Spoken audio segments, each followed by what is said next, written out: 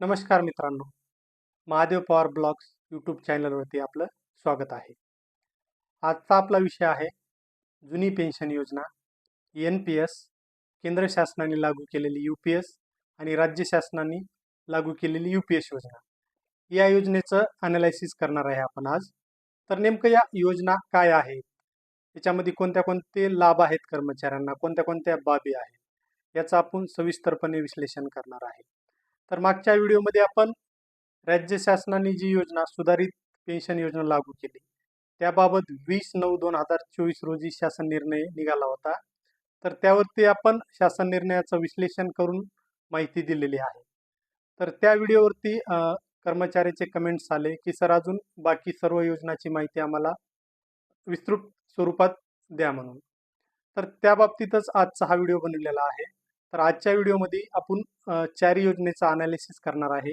त्यामध्ये जुनी पेन्शन योजना, NPS योजना, केंद्र शासनाने लागू केलेली UPS योजना आणि राज्य शासनाने सुधारित UPS योजना याविषयी आपण संपूर्ण माहिती घेणार आहे. ती पुढील प्रमाणे स्क्रीनवरती एक तुलनात्मक तक्ता तयार केलेला आहे, तो पाहावा. या तुलनात्मक तक्त्यानुसार चारही योजनेची आपण माहिती दिलेली आहे. मी ती माहिती तुम्हाला एकदम साध्या आणि सोप्या भाषेमध्ये समजावून सांगणार आहे. तर या चार योजना कोणत्या? जुनी निवृत्ती वेतन योजना, ओल्ड पेन्शन, जी की 2005च्या पूर्वी जे कर्मचारी लागलेले आहेत त्यांना लागू आहे. 2005 नंतर जे कर्मचारी सेवेमध्ये आलेले आहेत त्यांच्यासाठी राष्ट्रीय निवृत्ती वेतन योजना NPS लागू झालेले आहे. आणि सध्या केंद्र शासनाने UPS एकीकृत निवृत्ती वेतन योजना, तसेच राज्य शासनाने सुधारित राष्ट्रीय निवृत्ती वेतन योजना UPS लागू केलेले आहे. तर या चारही योजनेचं अनालिसिस मी एका तक्त्यामध्ये तयार केलेलं आहे. तर ते बाबी आपण पाहूया. एक नंबरचा मुद्दा आहे निवृत्ती वेतनासाठी कर्मचारी वेतन कपात अंशदान. जुन्या निवृत्ती वेतन योजनेमध्ये कर्मचाऱ्यांना कोणताही अंशदान करायची गरज नाही आहे. NPS योजनेमध्ये 10% कर्मचाऱ्याचं अंशदान आवश्यक आहे. UPS मध्ये पण 10% अंशदान आवश्यक आहे आणि सुधारित UPS मध्ये पण 10% अंशदान आवश्यक आहे. 2 नंबरचा मुद्दा सेवा कालावधीची गणना.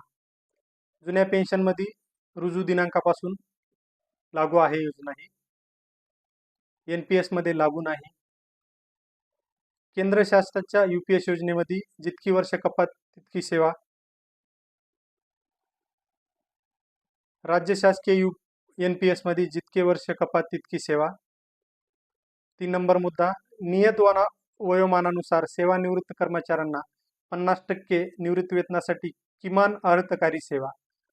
म्हणजे ही पेन्शन घेण्यासाठी किमान सेवा किती पाहिजे कर्मचाऱ्यांना?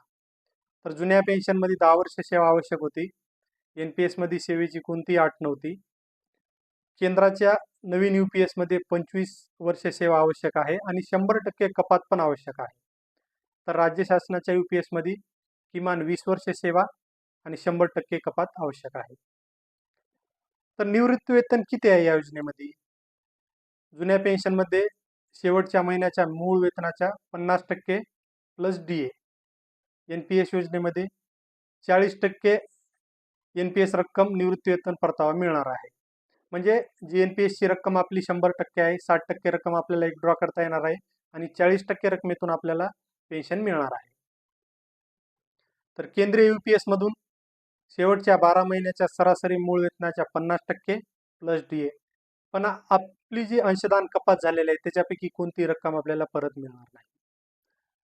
राज्य UPS मध्ये सेम कंडिशन आहे, शेवटच्या मूळ वेतनाच्या 50% प्लस DA आणि अंशदानाची कोणतीही रक्कम परत मिळणार नाही. महागाई भत्ता कोणत्या कोणत्या योजनेस लागू आहे? OPS ला लागू आहे, NPS ला लागू नाही आणि दोन्ही UPS ला लागू आहे.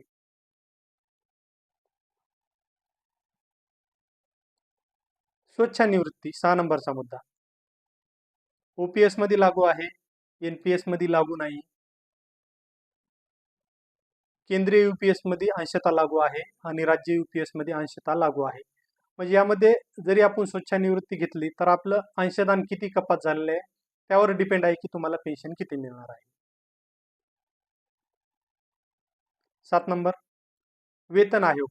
कोणत्या कोणत्या योजनेला वेतन आयोग लागू आहे? आता 7वा वेतन आयोग लागू आहे, तर भविष्यामध्ये अजून वेगवेगळे वेतन आयोग लागू शकतात. तर UPS मध्ये वेतन आयोग लागू आहे. NPS मध्ये वेतन आयोग लागू नाही. राज्य UPS आणि केंद्र UPS यांना पण वेतन आयोग लागू नाही. निवृत्ती वेतनामध्ये वाढ. OPS मध्ये निवृत्ती वेतनामध्ये वाढ आहे. त्याच्यानुसार 80 वर्ष, 90 वर्ष, 100 वर्ष जर कर्मचारी जगला तर त्या प्रमाणामध्ये त्यांना पेन्शनमध्ये वाढ होत असते. NPS मध्ये वाढ लागू नाही. केंद्र UPS मध्ये पण वाढ लागू नाही आणि राज्य NPS मध्ये पण वाढ लागू नाही. 9 नंबरचा मुद्दा, किमान निवृत्ती वेतन म्हणजे कर्मचाऱ्यांना कमीत कमी किती निवृत्ती वेतन मिळू शकतं? तर जुन्या पेन्शनमध्ये कमीत कमी 10,000 निवृत्ती वेतनाची तरतूद आहे. NPS मध्ये अशी कोणतीही तरतूद नाही. केंद्रीय UPS मध्ये 10,000 कमीत कमी. 100% जर कपात झालेले असेल तर 10,000ची तरतूद आहे. राज्य UPS मध्ये 100% कपात झालेले असेल तर 7,500 आहे राज्यामध्ये.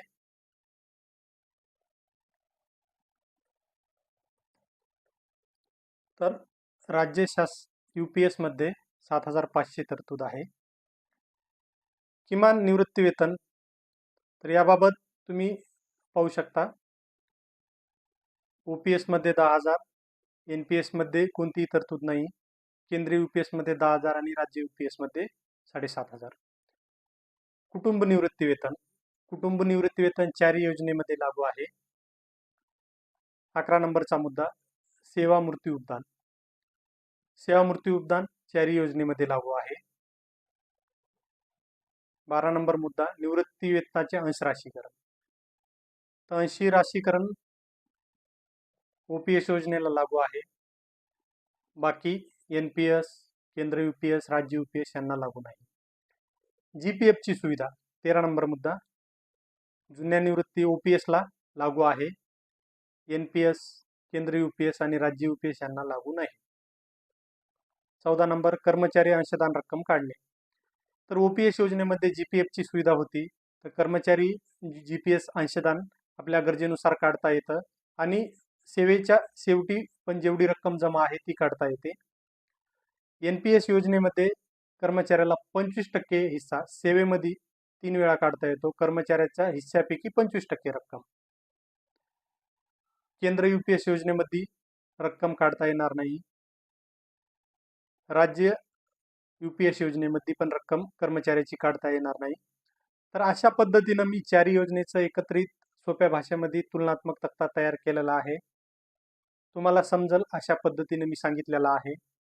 तर या 4 योजनेपैकी कमेंट्समध्ये सांगा की कर्मचाऱ्याला कोणती योजना लाभदायक आहे आणि कोणती योजना लागू राहायला पाहिजे. याबाबत तुम्ही नक्कीच सांगा. आणि नवीन नवीन व्हिडिओ मी YouTube वरती टाकतच राहणार आहे. तर पुढच्या व्हिडिओमध्ये नक्की भेटू. धन्यवाद.